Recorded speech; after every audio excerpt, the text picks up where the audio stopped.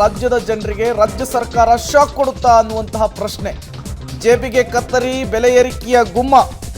ನಂದಿನಿ ಹಾಲು, ನೀರಿನ bill, bus ticket ದರ ಏರಿಕೆ ಆಗುವಂತಹ ಸಾಧ್ಯತೆ. ಕರೆಂಟ್ ಬಿಲ್ನ ಜೊತೆಗೆ ಬಂಗಾರದ ಬೆಲೆಯೂ ಕೂಡ ದುಬಾರಿಯಾಗುತ್ತಂತೆ. ಕಾಸ್ಟ್ಲಿ ದುನಿಯಾದಲ್ಲಿ ಬದುಕನ್ನು ಹೆಂಗೆ ನಡೆಸಬೇಕು ಅಂಥೇಳಿ ಜನ ಯೋಚಿಸುವಂತಹ ಪರಿಸ್ಥಿತಿ. ಜೇಬಿಗೆ ಕತ್ತರಿ, ಬೆಲೆ ಏರಿಕೆಯ ಗುಮ್ಮ ಈಗ ಜನರನ್ನ ಕಾಡ್ತಾ ಇರುವಂಥದ್ದು. ನಂದಿನಿ ಹಾಲನ್ನು ರೇಟ್ ಹೈಕ್ ಮಾಡೋದಕ್ಕೆ KMF ನಿರ್ಧರಿಸಿದೆ. ನೀರಿನ ದರ ಏರಿಕೆ ಮಾಡೋದಕ್ಕೆ DCM DK ಶಿವಕುಮಾರ್ ನಿರ್ಧರಿಸಿದ್ದಾರೆ. ಸಾರಿಗೆ ಟಿಕೆಟ್ ದರ ಜಾಸ್ತಿ ಆಗುತ್ತೆ ಅಂಥೇಳಿ ಮೊನ್ನೆ ರಾಮಲಿಂಗ ರೆಡ್ಡಿ ಅವರು ಹಿಂಟ್ ಕೊಟ್ಟಿದ್ದಾರೆ. ಶಾಕ್ ನಂಬರ್ 1, ಜನವರಿ 15ರ ಬಳಿಕ ನಂದಿನಿ ಹಾಲಿನ ದರ ಏರಿಕೆಯಾಗುವಂತಹ ಸಾಧ್ಯತೆ ಇದೆ. ಎಷ್ಟು ಏರಿಕೆ ಆಗುತ್ತೆ? 5 ರೂಪಾಯಿ ದರ ಏರಿಕೆ ಆಗಬೇಕು ಅನ್ನುವಂತಹ ಪ್ರಸ್ತಾವನೆ ಸಲ್ಲಿಕೆಯಾಗಿದೆ ಅಂತ. ಸರ್ಕಾರ ಅಂತಿಮ ನಿರ್ಣಯವನ್ನು ತೆಗೆದುಕೊಳ್ಳೋದಷ್ಟೇ ಬಾಕಿ ಇರುವಂಥದ್ದು. ಒಂದು ವೇಳೆ CM ಸಿದ್ದರಾಮಯ್ಯನವರು ಸಮ್ಮತಿಯನ್ನು ಸೂಚಿಸಿಬಿಟ್ರೆ 5 ರೂಪಾಯಿ ದರ ಏರಿಕೆ ಆಗುತ್ತೆ.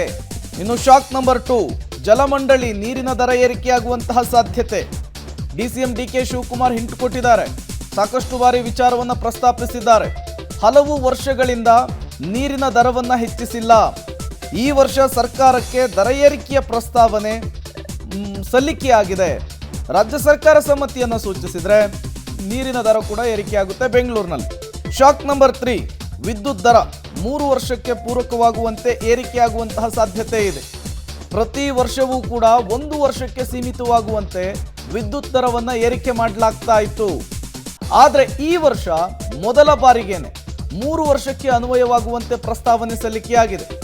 ಒಂದೇ ಬಾರಿ ವಿದ್ಯುತ್ ದರ ಏರಿಕೆ ಪ್ರಸ್ತಾವನೆ KERC ಮುಂದಿದೆ. ಹೀಗಾಗಿ 3 ವರ್ಷದ ದರ ಏನು ಮಾಡುತ್ತೆ ಅನ್ನುವಂತಹ ಕುತೂಹಲ ಸಹಜವಾಗಿಯೇ ಮುನ್ನೆಲೆಗೆ ಬರ್ತಾ ಇದೆ.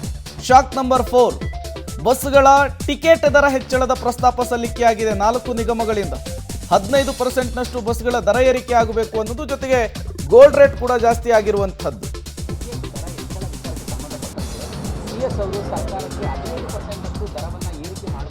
ಈಗ ಇನ್ನೊಂದು ಸಲಹೆ ಕೊಡ್ಬೋದು ಅವರು. ಆದರೆ ವಾಸ್ತವಿಕವಾಗಿ ನಮ್ಮ 4 ಕಾರ್ಪೊರೇಷನ್ನಲ್ಲಿ 4 ಬೋರ್ಡ್ ಇರುತ್ತೆ.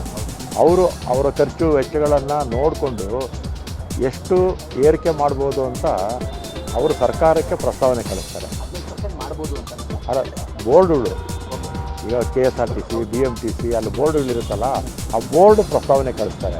CS ಅವರ ನನ್ನ ಗಮನಕ್ಕೆ ಬಂದಿಲ್ಲ.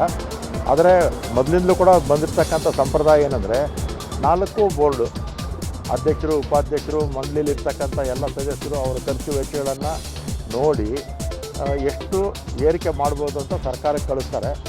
ಸರ್ಕಾರ ನಿರ್ಣಯ ತಗೊಳ್ಳುತ್ತೆ. ಜಾಗತಿಕ ಮಟ್ಟದಲ್ಲಿ ಅಂಶಗಳನ್ನು ಗಮನಿಸಿದಾಗ ಯುದ್ಧದ ವಾತಾವರಣ ಇದೆ. ಹಾಗಾಗಿ ಯಾವುದೇ ಯುದ್ಧ ಆದಾಗ ಇಡೀ ಜಗತ್ತಿನ ಎಕಾನಮಿ ಅಲ್ಲೋಲ ಕಲ್ಲೋಲ ಆಗುತ್ತೆ. ಆವಾಗ ದರಗಳು ಹೆಚ್ಚಾಗ್ತವೆ.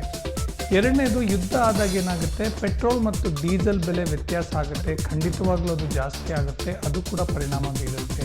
ಹಾಗಾಗಿ ಒಮ್ಮೆ ಪೆಟ್ರೋಲ್ ಬೆಲೆ ಮತ್ತು ಡೀಸೆಲ್ ಬೆಲೆ ಜಾಸ್ತಿ ಆಯಿತು ಅಂತಂದರೆ ಅದು ಟ್ರಿಗರಿಂಗ್ ಫ್ಯಾಕ್ಟರು. ಯಾವುದೇ ವಸ್ತುವಿನ ಬೆಲೆ ಆಗಲಿ ಜಾಸ್ತಿ ಆಗ್ತಾ ಹೋಗುತ್ತೆ. ಈ ಹಿಂದಿನ ಸಾಲಿನಲ್ಲಿ ನಾವು ಗಮನಿಸಿದಂತೆ ಸುಮಾರು 20,000 ರೂಪಾಯಿಯಷ್ಟು ವ್ಯತ್ಯಾಸ ಆಯಿತು ಒಂದೇ ವರ್ಷಕ್ಕೆ. ಈ ವರ್ಷ 80,000ದ ಆಸುಪಾಸಿನಲ್ಲಿದೆ. ಮುಂದಿನ ವರ್ಷ ಮುಗಿಯೋದ್ರೊಳಗಡೆ ಇದು 1 ಲಕ್ಷ ಮುಟ್ಟುತ್ತಾ ಅಂತಂದರೆ ಹೆಚ್ಚು ಕಡಿಮೆ ಮುಟ್ಟುತ್ತೆ ಅಂತಲೇ ಹೇಳ್ಬೋದು. ಯಾಕೆ ಅಂತಂದರೆ ಒಂದು ಯುದ್ಧದ ವಾತಾವರಣ ಇರ್ಬೋದು, ಇನ್ನೊಂದು ಉತ್ಪಾದನಾ ವೆಚ್ಚ ಇರ್ಬೋದು. ಮೂರನೇದಾಗಿ ನಮ್ಮ ದೇಶ ಇತರ ದೇಶಗಳೊಂದಿಗೆ ರೂಪಾಯಿಗಳಲ್ಲಿ ಮಾಡುತ್ತಿರುವಂಥ ವಹಿವಾಟಿನಲ್ಲಿ ಏನಾಗ್ತಾ ಇದೆ, ಆಯಾ ದೇಶಗಳು ಅಷ್ಟು ರೂಪಾಯಿಗಳನ್ನು ಖರ್ಚು ಮಾಡೋಕ್ಕಾಗ್ತಾ ಇಲ್ಲ ಅಂತ ಅದನ್ನು ಮತ್ತೆ ಚಿನ್ನದಕ್ಕೆ ಕನ್ವರ್ಟ್ ಮಾಡ್ತಾ ಇದೆ.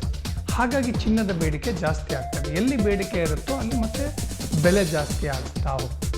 ಅದಲ್ಲದೆ ನಮ್ಮ ದೇಶವೂ ಸೇರಿದಂತೆ ಚೀನಾ ಇನ್ನೂ ಹಲವಾರು ದೇಶಗಳೇನು ಮಾಡ್ತಾ ಇದ್ದಾವೆ, ಚಿನ್ನವನ್ನು ಹೆಚ್ಚು ಬೈ ಮಾಡ್ತಾ ಇದ್ದಾವೆ. ಅವರ ಟ್ರೆಜರಿನಲ್ಲಿ ಇಟ್ಕೋತಾ ಇದ್ದಾರೆ. ಇದೂ ಕೂಡ ಒಂದು ಬಹಳ ಇಂಪಾರ್ಟೆಂಟ್ ಫ್ಯಾಕ್ಟರ್ ಚಿನ್ನದ ಬೆಲೆ ಜಾಸ್ತಿ ಆಗೋದಕ್ಕೆ. ಸುದ್ದಿ ಕೊಟ್ಟಿದ್ದು ನಾನು ಸೈಯದ್ ರಿಯಾನ್ ನ್ಯೂಸ್ ಅಂದ್ರೆ ASI TV ತುಮಕೂರು.